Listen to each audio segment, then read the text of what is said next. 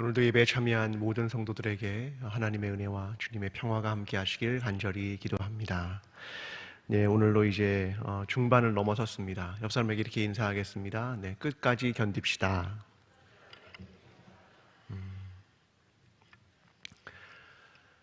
제가 요즘 서점에 가면 이제 책들을 이렇게 보는데 그 중에서 눈에 띄는 학자가 있습니다. 에리 프롬이라고 하는 학자인데요. 사실 저희 집에 저 소유냐 존재냐라고 하는 책이 있었습니다. 그런데 어릴 때라서 솔직히 무슨 책인지 잘 몰랐습니다. 그러다가 사실 최근에 저 학자의 책들을 이렇게 보면서 참 대단하구나 이런 생각을 참 많이 하게 되었습니다. 소유냐 존재냐라고 하는 책, 또 요즘은 불복종에 대하여 뭐 이런 책들이 굉장히 많이 우리에게 생각을 하게 하는 그런 책들인 것 같습니다. 이 사람은 신앙에 대해서도 소유냐 아니면 존재냐 이런 이야기들을 계속 끌어내고 있습니다. 예를 들면 이런 거죠. 무엇을 가진다 이런 개념들, 내가 무엇을 소유한다, 이것이 신앙 안에서는 내가 마치 하나의 신을 소유하고자 하는 인간의 욕망, 그것을 이야기합니다. 하나님은 우리에게 하나님의 이름에 대해서 이야기해 주지 않습니다. 그것은 인간이 그 이름을 통해 하나님을 소유하려는 욕망, 그것을 보여주기 때문이다. 이렇게 설명을 합니다. 인간에게 있어서 신앙이라고 하는 건 소유 양식으로부터 존재 양식이라는 것을 가져야 한다. 이렇게 설명을 합니다. 예를 들면 이런 질문들이 가능합니다. 인간이 믿음 없이 살 수 있을까? 젖먹이 아이가 어머니의 젖가슴을 믿지 않을 수 있을까? 아주 이런 기본적인 질문 말입니다. 내가 누군가의 존재를 믿고 있는가? 그것이 없이 우리는 과연 살아갈 수 있고 신앙이라는 걸 가질 수 있는가? 그런 질문들을 우리에게 하고 있습니다. 성경으로 말하면 우상과 하나님에 대한 얘기입니다.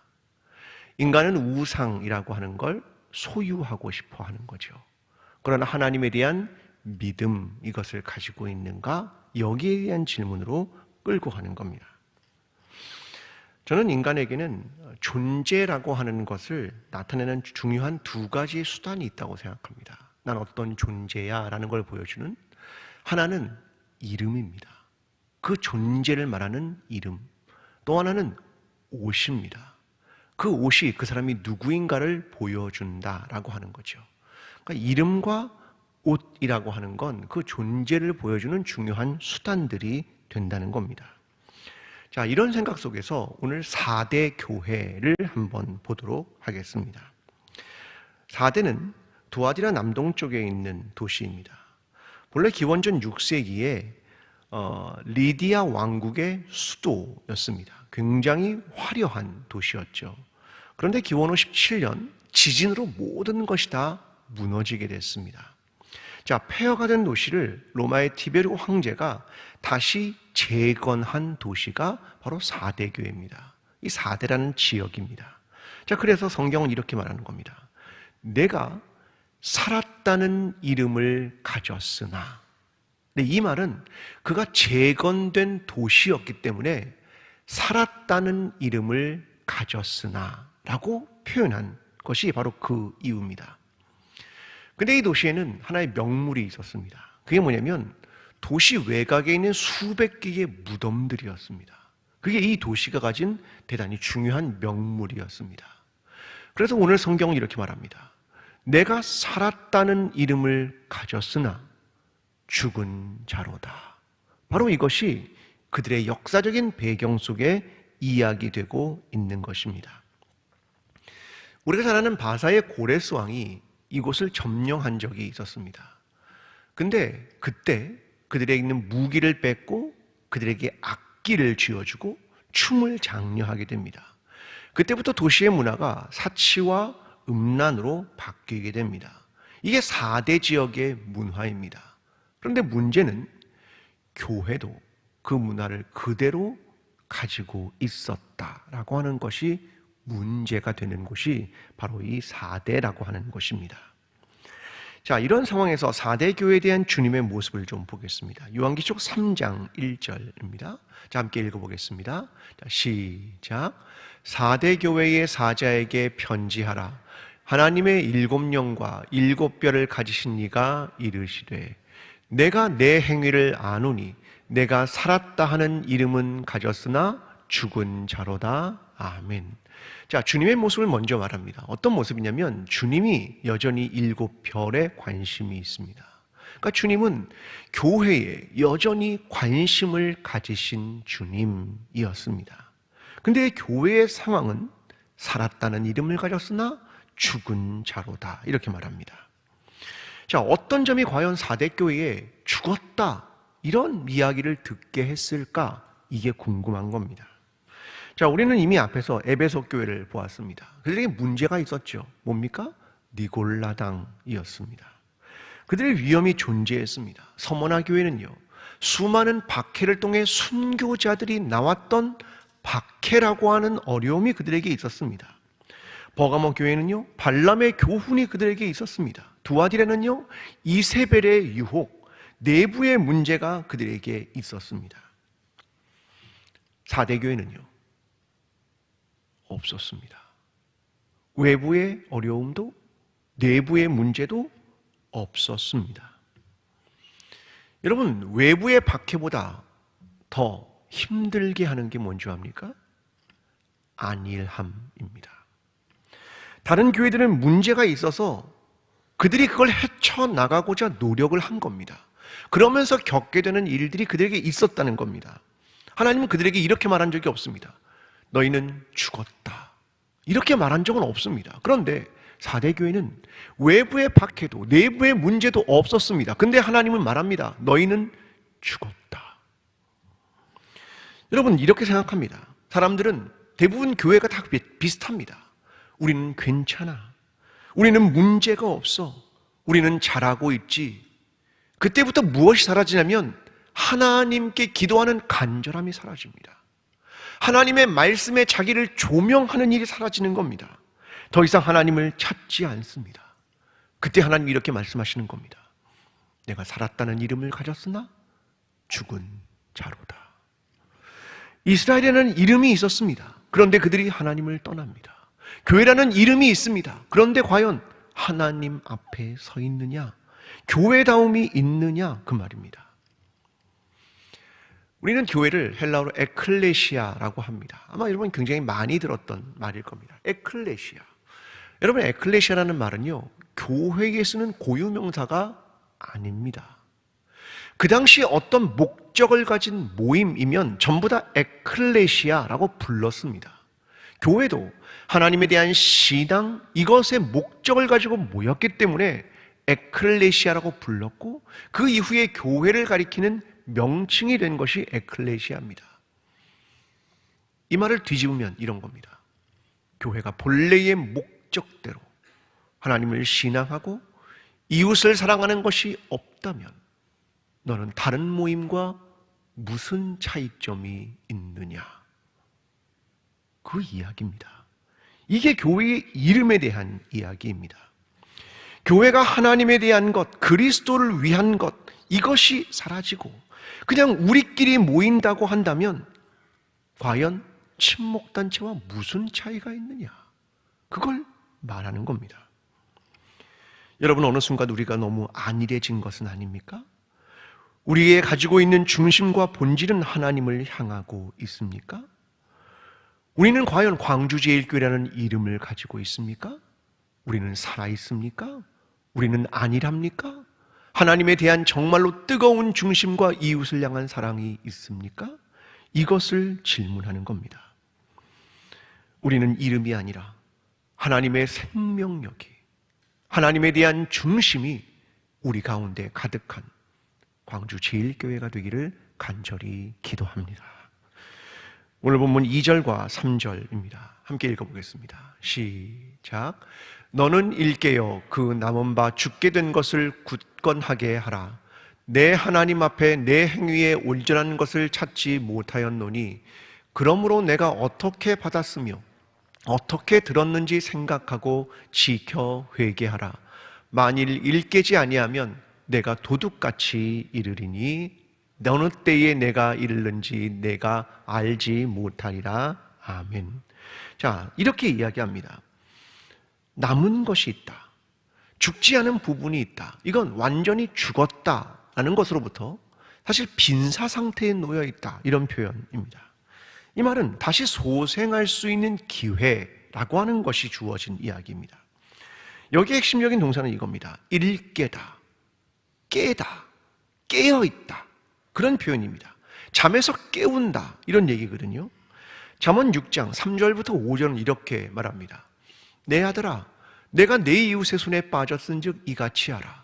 너는 곧 가서 겸손히 내 이웃에게 간구하여 스스로 구원하되 내 눈을 잠들게 하지 말며 눈꺼풀을 감기게 하지 말고 노루가 사냥꾼의 손에서 벗어나는 것 같이 새가 그물 치는 자의 손에서 벗어나는 것 같이 스스로 구원하라.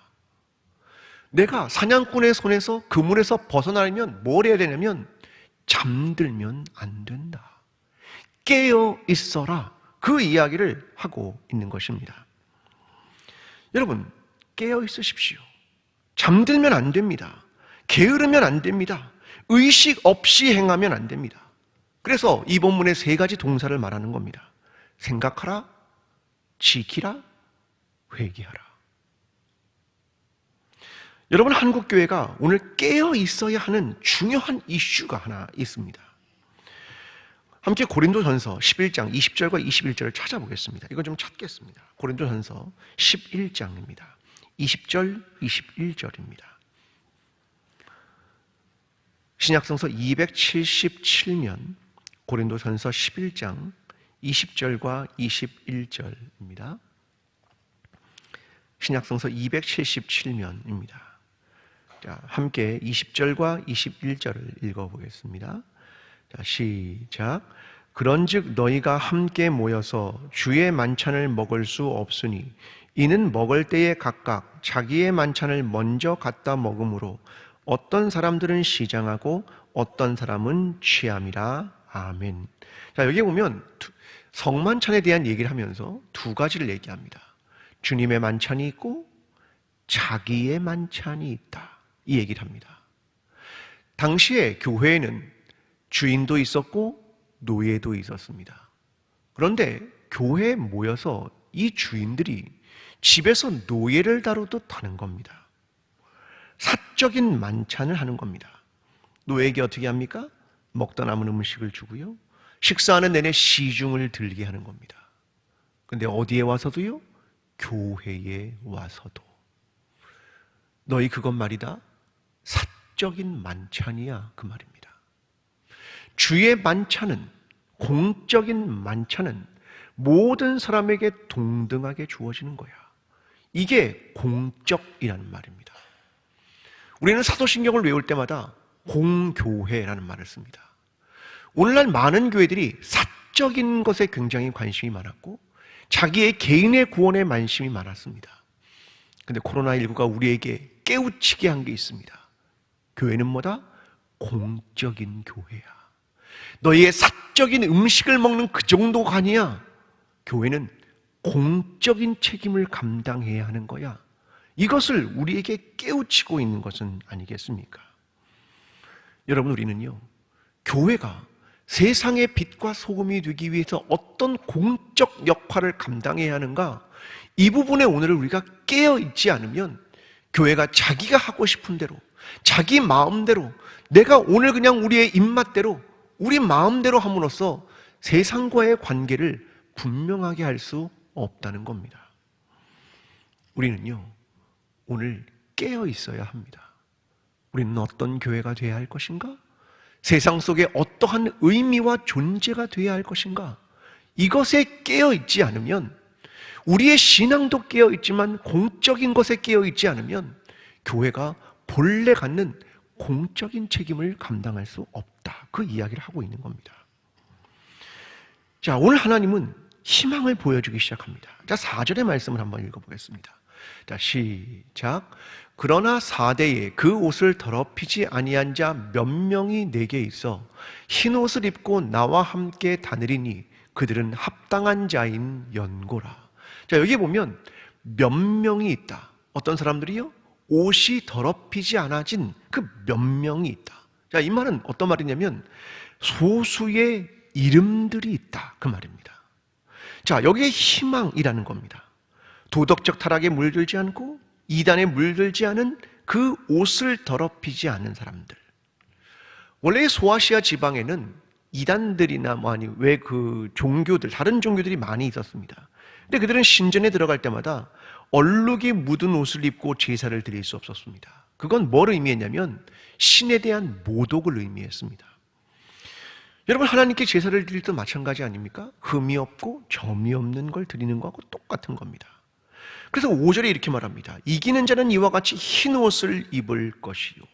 이건 구원을 받는다. 너희의 존재에 대한 이야기를 우리에게 하고 있는 겁니다. 성경은 다수에 대한 얘기를 하지 않습니다. 소수에 대한 이야기. 이걸 한마디로 정리하면 남은 자라고 하는 겁니다. 남은 자 사상. 성경에서 굉장히 중요한 사상입니다. 예를 들면 이사야 6장 13절은 이렇게 말합니다. 그 중에 10분의 1이 아직 남아있을지라도 이것도 황폐하게 될 것이나 밤나무와 상수리나무가 배임을 당하여도 그 그루터기는 남아있는 것 같이 거룩한 씨가 이 땅에 그루터기니라 하시더라. 남은 자들이 있을 거야. 그 소수 몇 명이 있을 거야, 그 말입니다. 이게 남은 자 사상입니다. 우리는 그러면 이런 사상을 들으면 이런 생각을 합니다. 아, 난 남은 자인가? 난 소수인가? 난 다수인가? 난 하나님 앞에 온전한 사람인가? 이런 고민을 우리가 하게 됩니다. 그런데 다른 의미도 있습니다. 저는 하나님의 의지라고 하는 걸 생각합니다.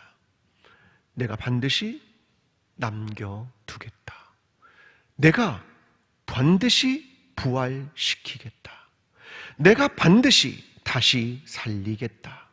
만군의 여호와의 열심히 이를 이루겠다.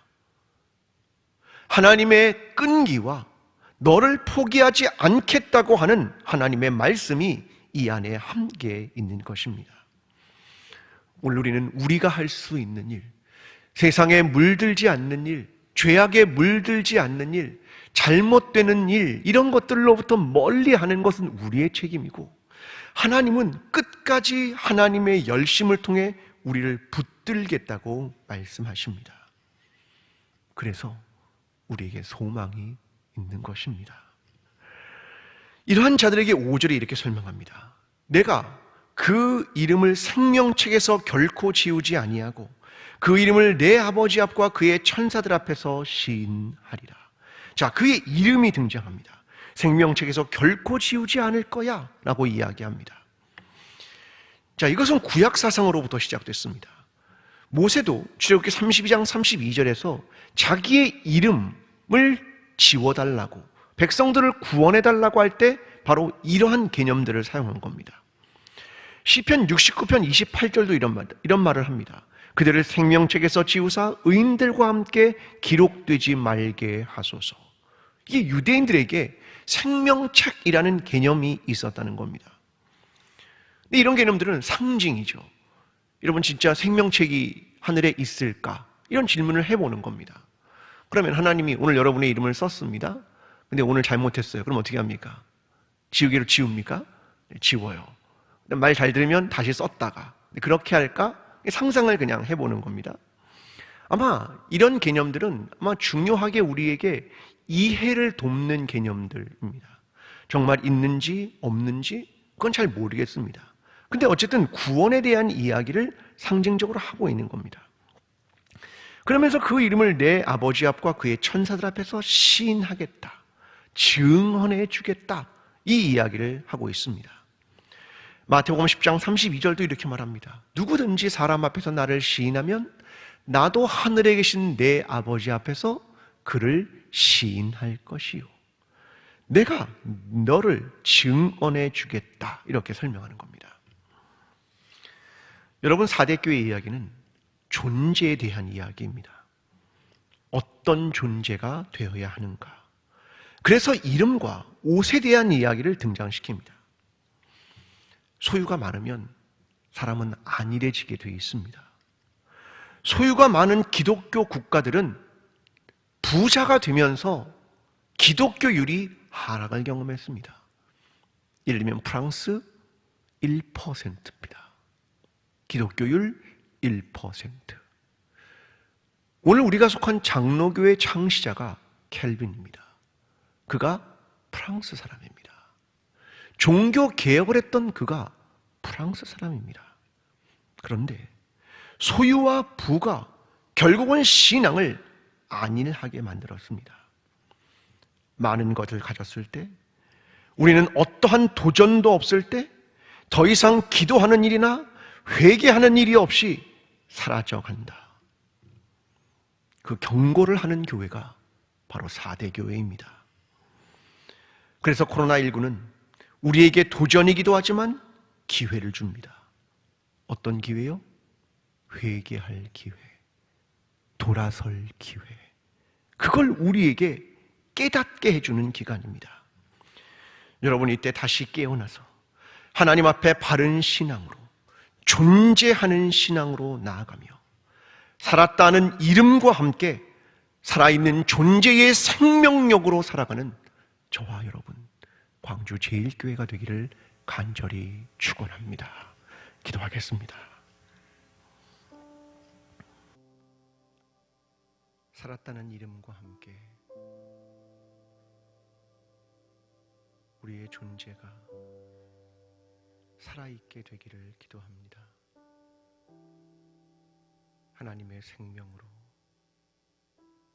살아있는 교회가 되기를 기도합니다.